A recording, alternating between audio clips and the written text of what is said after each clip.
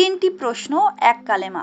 জুনায়েদ বাগদাদি রাদিয়াল্লাহু তাআলা আনহু ও এক ইহুদি পণ্ডিতের অবিশ্বাস্য ঘটনা।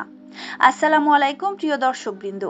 আজকের গল্পটি জ্ঞান, প্রজ্ঞা এবং সত্যের শক্তি নিয়ে। একজন মহান আলেম ও এক ইহুদি সম্প্রদায়ের মধ্যকার অসাধারণ ঘটনার কাহিনী। একদিন মহান সুফি আলেম জুনায়েদ বাগদাদি রাদিয়াল্লাহু তাআলা আনহু এর এক ইহুদি বন্ধুর সাথে দেখা হলো। কিছুক্ষণ কথা বলার পর ইহুদি বন্ধু তাড়াহুড়া করে চলে যেতে চাইল। জুনায়েদ বাগদাদি রাদিয়াল্লাহু তাআলা আনহু জিজ্ঞেস করলেন, কোথায় যাচ্ছ? ইহুদি বলল, আজ আমাদের একটি বড় সমাবেশ আছে, সব ইহুদি সেখানে জড়ো হবে। তিনি বললেন, আমাকেও সাথে নিয়ে চলো। ইহুদি ভয় পেয়ে বলল, আপনি সেখানে গেলে বিপদ হবে, কোনো মুসলিমকে দেখলে তারা হত্যা করে ফেলতে পারে। কিন্তু জুনায়েদ রাদিয়াল্লাহু তাআলা আনহু বললেন, আমি তোমাদের পোশাক পরে যাব। অবশেষে তিনি ছদ্মবেশে সেই সমাবেশে গেলেন। সেখানে একটি বড় আসন সাজানো ছিল। কিছুক্ষণ পর এক বৃদ্ধা নারীকে সেই আসনে বসানো হলো। তিনি ছিলেন তাদের ধর্মীয় নেতা। প্রতি বছর তিনি একটি মাত্র উপদেশ দিতেন এবং সবাই তা মেনে চলত। কিন্তু আজ তিনি নীরব। লোকেরা বলল, আপনি আজ কিছু বলছেন না কেন? বৃদ্ধা বললেন, এই মজলিসে একজন মুসলমান উপস্থিত আছে, তাই আমি কিছু বলতে পারছি না। সবাই উত্তেজিত হয়ে উঠল। কে সেই মুসলমান? আমরা তাকে হত্যা করব। বৃদ্ধা বললেন, না, তাকে হত্যা করো না, তাকে আমার সামনে নিয়ে আসো। তখন জুনায়েদ বাগদাদি রাদিয়াল্লাহু তাআলা আনহুকে সামনে আনা হলো। বৃদ্ধা বললেন, আপনি এখানে কেন এসেছেন?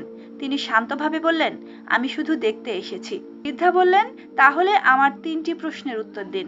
যদি সঠিক উত্তর দিতে পারেন আমি ইসলাম গ্রহণ করব। জুনায়েদ বললেন, ঠিক আছে, প্রশ্ন করুন। প্রথম প্রশ্ন, তোমরা বলো জান্নাতে মানুষ অনেক কিছু খাবে, কিন্তু পায়খানা প্রস্রাব হবে না, এটা কিভাবে সম্ভব? জুনায়েদ বললেন, শিশু যখন মায়ের গর্ভে থাকে তখন সে মায়ের রক্ত থেকে খাদ্য গ্রহণ করে, কিন্তু তার পায়খানা প্রস্রাব হয় না। দ্বিতীয় প্রশ্ন, জান্নাতে একটি গাছ থাকবে যার ডালপালা সব ঘরের উপর ছায়া দেবে, এটা কিভাবে সম্ভব? তিনি বললেন, এই পৃথিবীতে সূর্য একটাই, কিন্তু তার আলো তো সব ঘরের উপরই পড়ে।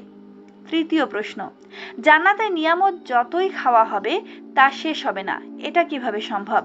তিনি বললেন, কোরআন তিলাওয়াত যতবার পড়া হয় শোনা হয় তার মাধুর্য কখনো কমে না। এরপর জুনায়েদ বললেন, এবার আপনি আমার একটি প্রশ্নের উত্তর দিন। বৃদ্ধা বললেন, প্রশ্ন করুন। তিনি বললেন, জান্নাতের দরজার উপর কি লেখা আছে? বৃদ্ধা কিছুক্ষণ নীরব রইলেন, তারপর বললেন, আমি উত্তর দেব, তবে সবাইকে মানতে হবে। সবাই রাজি হলো। তখন বৃদ্ধা বললেন, জান্নাতের দরজায় লেখা আছে, লা ইলাহা ইল্লাল্লাহ মুহাম্মাদুর রাসূলুল্লাহ। এই কথা শুনে পুরো সমাবেশ স্তব্ধ হয়ে গেল। তারপর একে একে সবাই কালেমা পড়ে ইসলাম গ্রহণ করলো। এই গল্প আমাদের শেখায়, সত্যকে যুক্তি ও প্রজ্ঞার মাধ্যমে তুলে ধরলে মানুষের হৃদয় খুলে যায়। আল্লাহ আমাদের সত্য বোঝার এবং তা গ্রহণ করার তৌফিক দিন। আমিন।